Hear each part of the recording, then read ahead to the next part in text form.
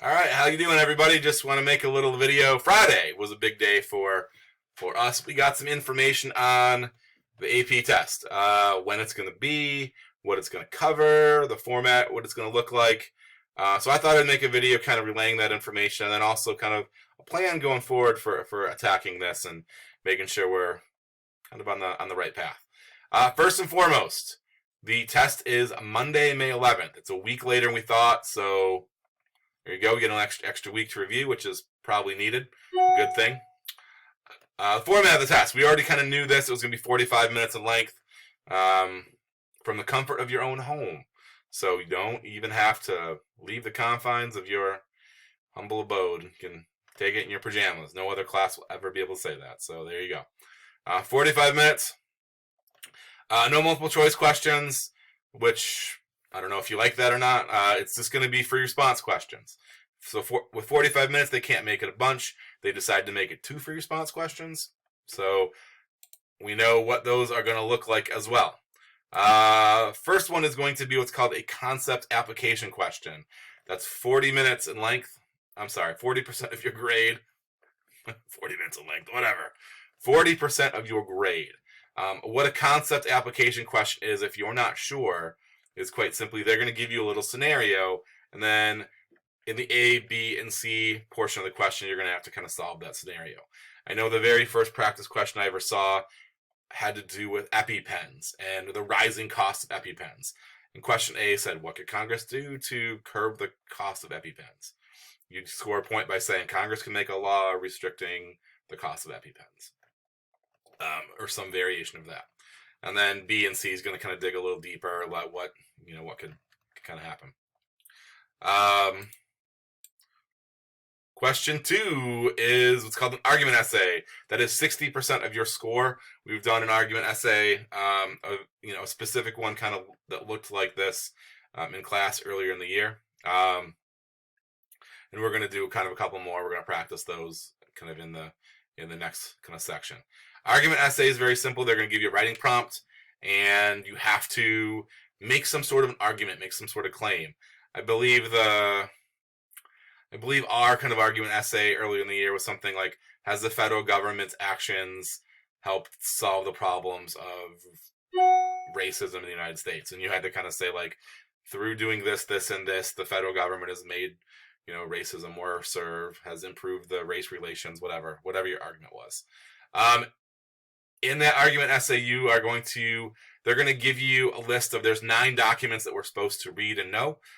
So we're definitely going to, by May 11th, we're going to know those pretty well. They're going to give you, I believe, a couple of those documents. Usually it's 3, but I know they're modifying these questions, so maybe they'll give you 2. I don't know.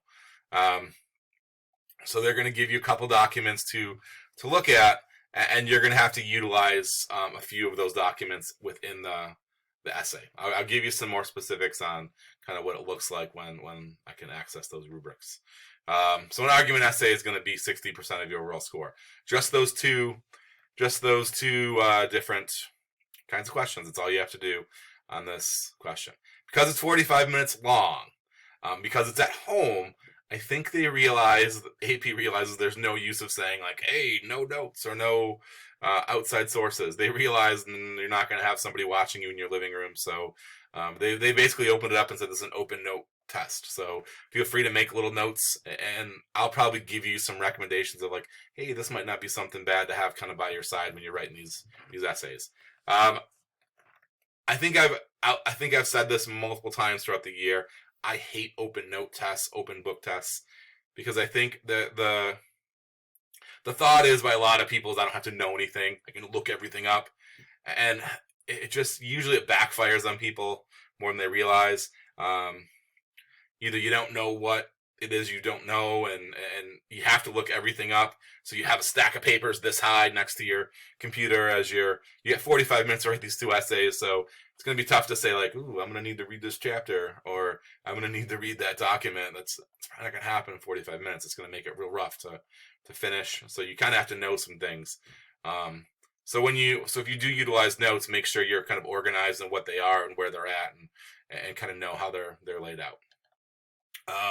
They don't really say much about the internet. I think they kind of know that you potentially could go on the internet. Just be careful about, like, again, if it's a good source, make sure that the work has to be your own. So please don't, like, lift passages right out. Like, that sounds pretty good. Like, obviously that's going to be a major red flag. So don't do that. The one thing they did say for sure is you have to kind of do this on your own. So I can't weigh in and kind of like conference call with everybody and say, hey, I saw the prompt. Here's what you all should write. That would be a major faux pas. I'd probably go to AP jail for that. So I don't want to do that. So I can't help you, unfortunately. I'd like to, but I can't. That kind of goes with each other. You can't text back and forth saying, hey, this is a great idea on number one. Yeah. So you can't really do that. They frown on that if they were to find out something like that was going on. What the test covers. Let me kind of go over this, what the test covers. Let me move my face down so it's not in the middle of words. It is the first 3 units of the AP outline. Before everybody gets too excited, our units are different than what AP dubs as units 1 through 3. They only have 5 units. I've broken it up into a different kind of section. So Unit 1 is Foundation of American Democracy. That would be our Units 1 and 2. So federalism, foundations of government, that sort of thing. That's in the Foundation of Democracy. Unit 2 is interactions among branches of government. So Unit 10, 11, 14, and 15. If you remember when I stood up and said, hey, this is a gigantic section. So that's going to be Unit 2. Unit 3 is Civil Rights and Civil Liberties, which is our Units 12, 13.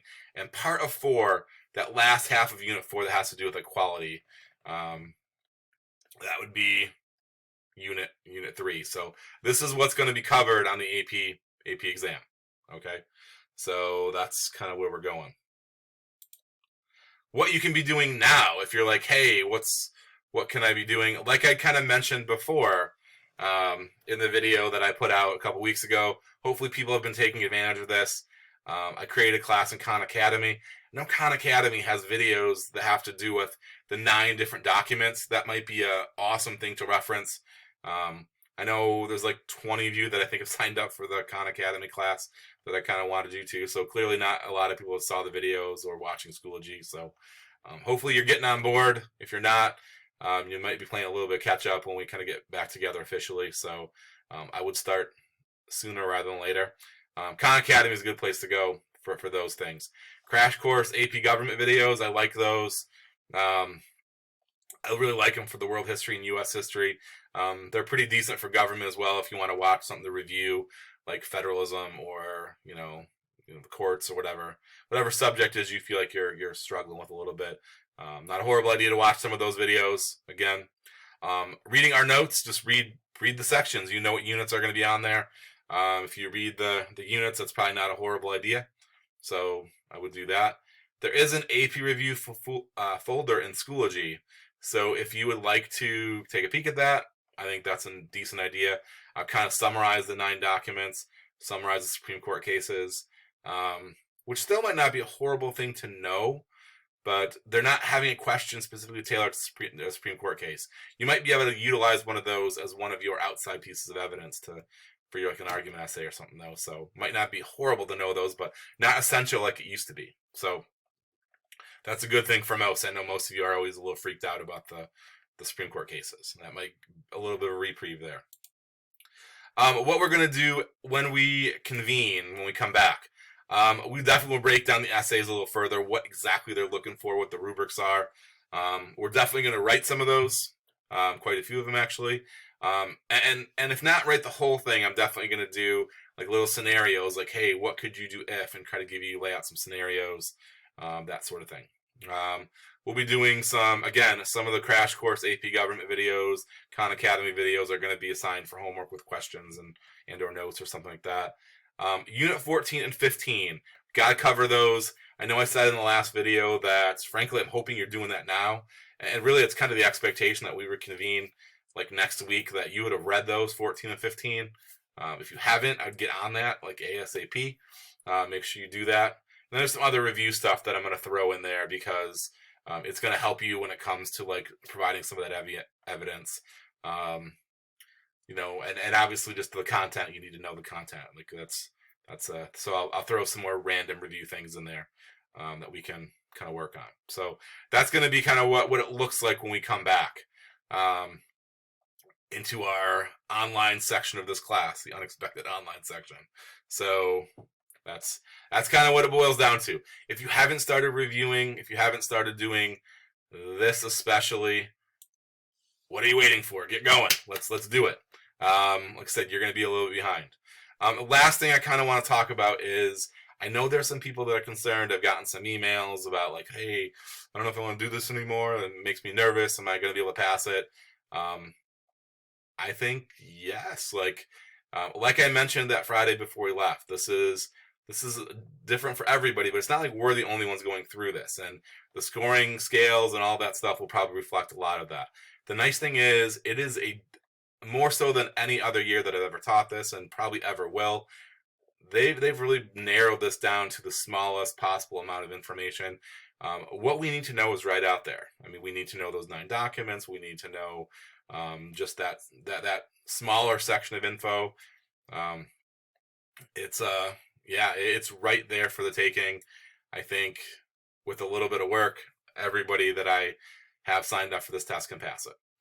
So if you're freaking out, I would say don't. Like, believe in yourself. I believe in all of you. So have a little self-confidence. And if you really want to do it, you'll do it. Go out and get it. Like, don't worry about it. Get to work. Like, that's the number one cure for anxiety, is to get to work a little bit. So I would say there's nobody out there that can't do this. I know, and again, one last thing, I know the easy way out is to say, like, things went wrong. There's some adversity. Like, I'm just going to get my money back and we're not going to do this. And part of it is, I'm sure, again, a little freaked out. Part of it's a little like, hey, I don't have to do this now. It's my out. Don't take the easy out. Like, I don't think we're all going to review this anyways. So by the time game day hits, you're going to be ready to go. I have confidence in all of you that you'll be ready to go. So please hang in there. You can all do it, and we'll be ready to go. If you guys have questions, comments, concerns, please do not hesitate to contact me. We'll get those cleared up for you. So until next time, get started on some of these things, and we're ready to hit it. So good luck. Contact me with questions if you want to see some videos on a subject. I'm game. So just let me know. So you guys take care, and I will talk to you soon.